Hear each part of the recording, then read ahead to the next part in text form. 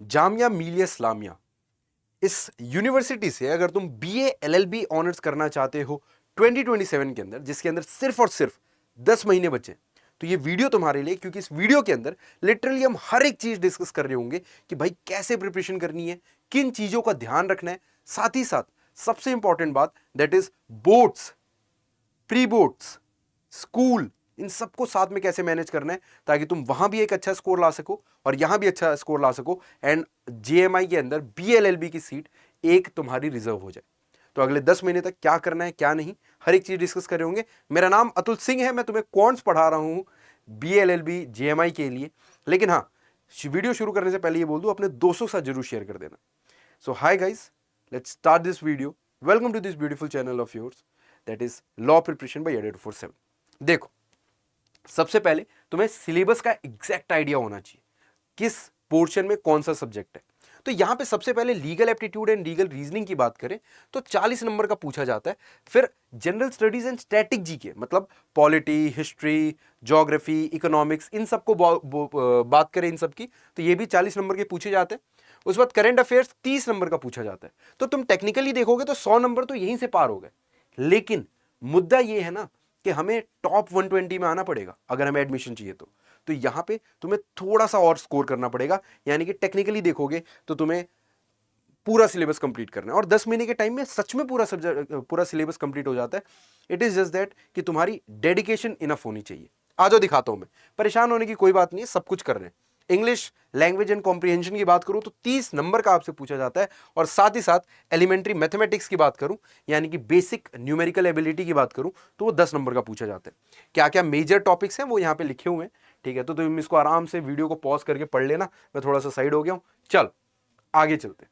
अब क्योंकि तुम्हें सब कुछ पता लग चुका है कि क्या चीज कितनी और कैसे पूछी जा रही है, तो करना कैसे है भाई, मुद्दा ये है। करना इस हिसाब से है कि देखो तुम्हारे पास टाइम कितना है। तुम्हारे पास अगर मैं टाइम बताऊं तो अगस्त से लेके मई तक का टाइम है। लेकिन इसी के बीच में 2-3 मेजर चीजें होने वाली हैं तुम्हारी लाइफ के अंदर। सबसे पहला तुम्हारा हाफ ईयरली का एग्जामिनेशन। अगर तुम ड्रॉपर नहीं हो तो ये चीजें होंगी, और ड्रॉपर हो तो भाई तुम्हें तो ऑल इंडिया रैंक 50 से नीचे ही लाना है, कुछ भी कर लो तुम, ठीक है। तो कैसे करना है वो ध्यान से सुन लेना। उसके बाद प्री बोर्ड्स होंगे, फिर बोर्ड्स होंगे, तो ये 3 मेजर चीजें होंगी।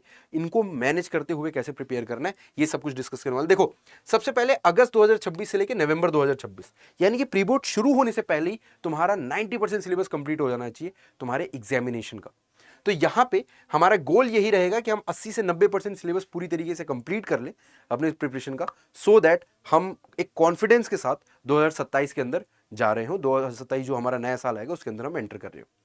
उसके बाद लीगल एप्टीट्यूड की बात करूं तो यार देखो, तुम 1 घंटा दे दो या 2 घंटे दे दो, इट डिपेंड्स ऑन यू, ठीक है। तुम कितना टाइम देना चाहते हो और किस हिसाब से तुम्हारे टाइमिंग है कॉलेज का, स्कूल का, ठीक है। तो यहाँ पे 1 to 1.5 आवर्स डेली दे सकते हो तुम। यहाँ पे कॉन्स्टिट्यूशन को सबसे पहले कंप्लीट करो और पॉलिटी को सबसे पहले कंप्लीट करो।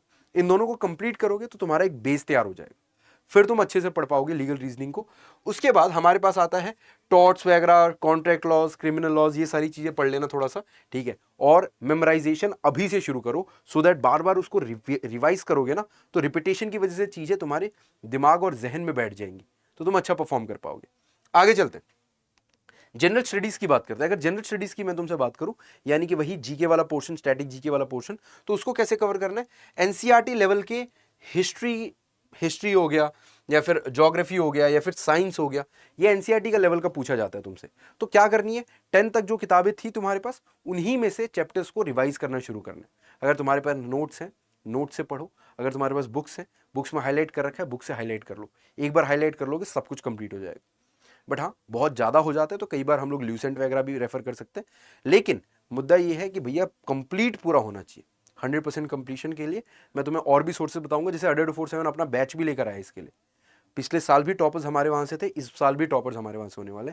जस्ट तुम देखते रहो, ठीक है। आगे बढ़ते हैं, करंट अफेयर्स की बात करें। यार देखो, करंट अफेयर्स एक ऐसी चीज है जो हर दिन करने से ही आएगी। तो हर दिन 1 घंटा, आधा घंटा, 45 मिनट के आसपास डेडिकेट करो। न्यूज़पेपर पढ़ सकते हो, न्यूज़पेपर पढ़ो।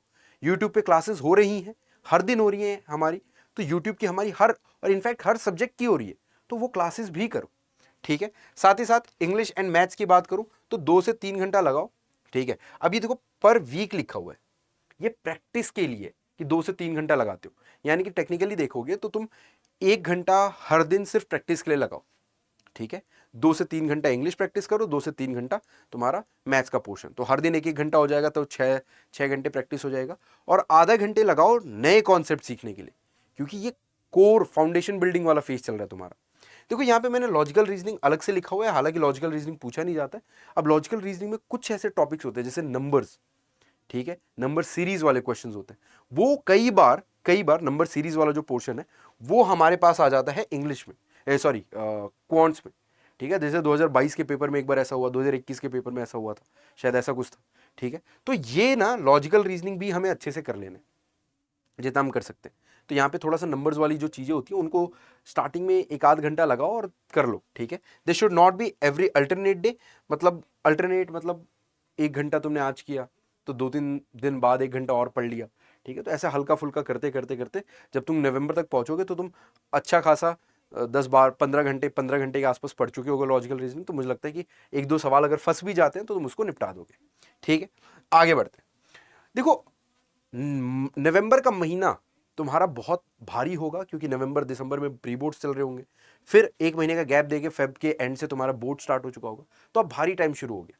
तो यहाँ पे तुम्हें 60-40 का स्प्लिट खेलना पड़ेगा कि 60% टाइम दो अपने बोर्ड्स को, 40% टाइम दो अपने प्रिपरेशन को JMI BLLB के लिए।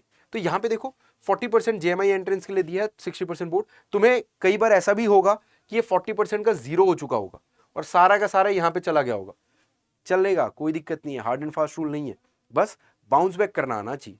चलो आगे देखते हैं। यहाँ पे तुम यार, अब यहाँ पे तुम नई चीजें सीखोगे तो भूल जाओगे, क्योंकि तुम स्कूल कॉलेज के लिए भी पढ़ रहे हो, ठीक है। तो यहाँ पे तुम्हें क्या करना है, तुम एक चीज करो, दैट इज कि हर जितने भी चैप्टर्स तुमने कर लिए हैं ना उनको प्रैक्टिस और रिवीजन में डालो, क्योंकि प्रैक्टिस करने में बंदा फ्रेश हो जाता है, ठीक है। मैथ्स के क्वेश्चन सॉल्व हो रहे हैं बहुत फास्ट, लीगल मैक्सिम्स याद है तुम्हें, तुम एमसीक्यूज लगा रहे हो, तुम दर्राटे से निकालते जा रहे हो एमसीक्यूज, तो ये बहुत मजा आता है इन सब चीजों में।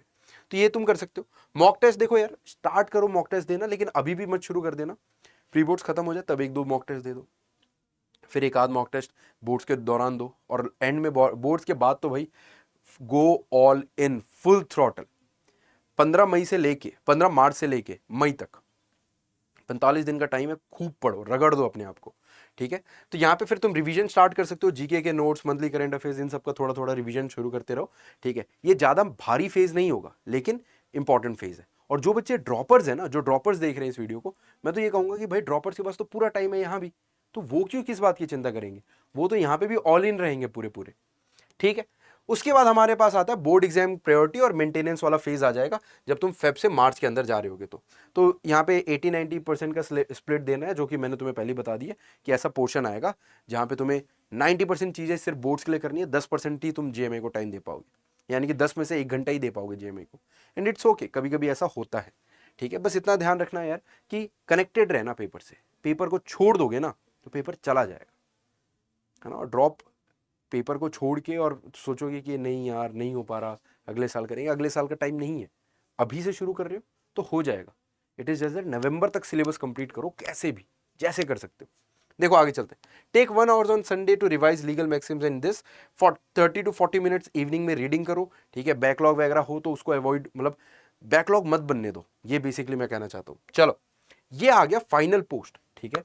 यहाँ पे तुम्हें बोर्ड के लिए स्प्रिंट खत्म हो चुका है बोर्ड का, ठीक है। अब यहाँ पे मॉक की मास्टरी करनी है और फुल थ्रॉटल जाके revise mock, revise mock, practice mock, revise test fix repeat, ये एक स्ट्रेटजी होती है, टेस्ट फिक्स रिपीट, बताऊंगा इसको मैं कभी, ठीक है। अभी यहां देखो, ये पीक परफॉर्मेंस है, 100% एंट्रेंस एग्जाम की तैयारी कर रहे हो, बहुत तेजी से रिवाइज करो करंट अफेयर्स को, क्योंकि करंट अफेयर्स के तुम्हारे सबसे बल्कि नोट्स उसी के बनने वाले हैं, ठीक है। बाकी चैप्टर्स को भी रिवाइज करो, बाकी सिलेबस को भी रिवाइज करो, मॉक टेस्ट देखो, है ना, 2-3 मॉक टेस्ट दिया करो हर हफ्ते इनफैक्ट, ठीक है। और OMR शीट में ऑफलाइन मॉक टेस्ट ही देना ट्राई करना, ठीक है। अगर ऑनलाइन भी मॉक टेस्ट दे रहे हो तो इतना मेंटेन कर लेना कि भाई OMR शीट भरने की 2-4 बार हैबिट डाल देना, बस इतना ही, ठीक है। एक्यूरेसी और नेगेटिव मार्किंग से बचो, ठीक है, एक्यूरेसी को मेंटेन रखो, क्योंकि बच्चे फुल अटेम्प्ट करके आ जाते हैं लेकिन गलतियां हो जाती है और उसी वजह से नंबर रह जाते हैं, तो ये गलती नहीं करनी हमें, है ना। और पीवाईक्यूज को सॉल्व करने का ड्यूरेशन सबसे बेस्ट यही होता है। हालांकि मैं तो ये कहूँगा कि नवंबर में भी अगर थोड़ा टाइम मिलता है ना तो पीवाईक्यूज को निपटा दो। पीवाईक्यूज निपटा दोगे तो एटलीस्ट एक सेंस ऑफ कंप्लीटनेस रहेगा कि हाँ यार कुछ मैंने पढ़ लिया था और उसके मैंने पीवाईक्यूज देख लिया, मेरे से हो रहे थे पीवाईक्यूज, ठीक है। अब भैया मुद्दा ये आता है कि तैयारी होगी कैसे। ये जितनी भी चीजें हैं ना, सब कुछ इसी हिसाब से प्लान करके हमने तुम्हारे लिए एक बैच बनाया। ऑल कोर्सेज में जाओ, ADA247 के वेबसाइट पे, UG and PG entrance exam, यहाँ लॉ एंट्रेंस एग्जाम दिखेगा और यहाँ पे एक स्पेसिफिक सेक्शन दिखेगा तुम्हें जेएमआई एलएलबी के लिए। जेएमआई एलएलबी पे क्लिक करोगे तो यहाँ पे अर्जुना 3.0 बैच दिखेगा। इस बैच के अंदर तुम इनरोल कर सकते हो। This is India's best batch for JMI exam, क्योंकि यहां पे तुम्हें हर एक चीज से कवरेज मिल रहा है, ठीक है। तुम्हें यहां पे देखो 259 तो क्लासेस मिल रही है, मतलब टेक्निकली तुम्हारा पूरा सिलेबस, नवंबर बोला ना मैंने, हम अक्टूबर तक कंप्लीट करा देंगे 100% सिलेबस, रिवीजन कराएंगे, नोट्स देंगे, हर एक चीज तुम्हें मिलने वाली है यहाँ पे, ठीक है। तो यहाँ पे इसको जरूर चेकआउट करना यार। हाँ, ये प्राइस मत पे कर देना, ये जो प्राइस तुम्हें शो कर रहा है, ठीक है, इस प्राइस को मत पे करना। ये जो कोड है इसको हटा के यहाँ पे रिमूव कट लगा के और यहाँ पे कोड डाल देना अतुल40। जैसे ये कोड डालोगे तुम्हारा डिस्काउंट मैक्सिमम हो जाएगा और मेरी गाइडेंस मिलेगी तुम्हें। अगर तुम्हें कोई भी दिक्कत आ रही है जस्ट मेरे को मेल करो atul.singh पे @ada247.com, ठीक है। विद इन 2 आवर्स तुम्हें रिप्लाई भी मिल जाएगा और सारी बात भी हो जाएगी और कोई दिक्कत भी नहीं आएगी तुम्हें, ठीक है। बाकी हाँ, मिलते हैं यार क्लासेस के अंदर। ये जरूर मैं बोलूंगा कि ये टेलीग्राम ज्वाइन कर लेना, क्योंकि इस टेलीग्राम पे तुम्हें सारी अपडेट्स वगैरह जो हैं सबसे पहले मिल जाते हैं। इनफैक्ट यहाँ पे पीवाईक्यूज वगैरह भी मिल जाते हैं और जितनी भी क्लासेस होती है उसकी पीडीएफ वगैरह, अपडेट्स वगैरह सब कुछ मिल जाते हैं यहाँ पे, ठीक है। तो करते रहो तैयारी यार, बहुत अच्छे से प्रिपेयर करो और फोड़ के आओ जेएमआई को, है ना। लेकिन उससे पहले तैयारी को फोड़ना पड़ेगा। That's all for today. Thank you so much guys for being such a wonderful audience. मिलते हैं अगली वीडियो, अगले सेशन के अंदर। Until then keep grinding, keep hustling. जय हिंद, bye bye and take care.